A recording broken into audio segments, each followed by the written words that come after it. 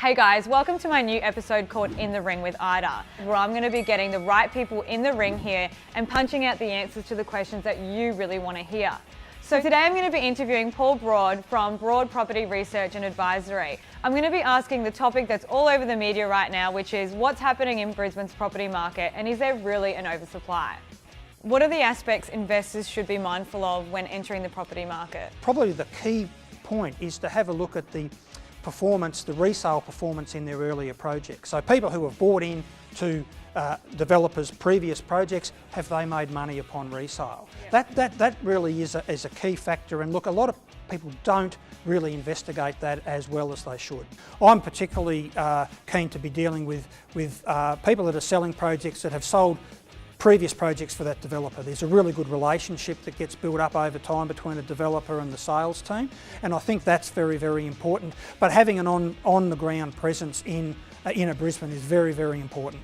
We're always looking at working with people with a track record, and I think people sometimes tend to go for something that might have a better marketing or, some type of, crazy brochure or something like that. I think at the end of the day, it's about who's building it, who's developing it, and definitely the end user, whether you're looking at the tenant or when you're selling. That's two things that I think are really important.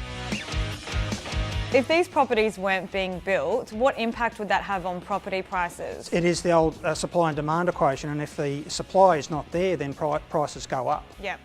What we're seeing at the moment is we've got a very, very competitive market for new apartments across inner Brisbane, and that's a great thing for a buyer to have. There's a lot of choice. Do you think in 5 years from now there'll be an undersupply, or where will we be? Price growth is, I believe, going to be modest, but there will be price growth over the next 5 years. And what probably the main driver of demand is population growth and interstate migration. So, people are asking me a lot, where is the best places in Brisbane to buy and why, suburb-wise? Have you got any feedback on that? If you're on a bus route or a railway line, that's certainly a definite advantage. And if you've got options in how to get into your place of work, for example. If you're young and fit, you could walk into the CBD, but there are buses, there are trains, there's city cats, or you can cycle in. That sort of options and variety that you can use is very, very important and sets you apart from, an urban environment where you are pretty much car dependent.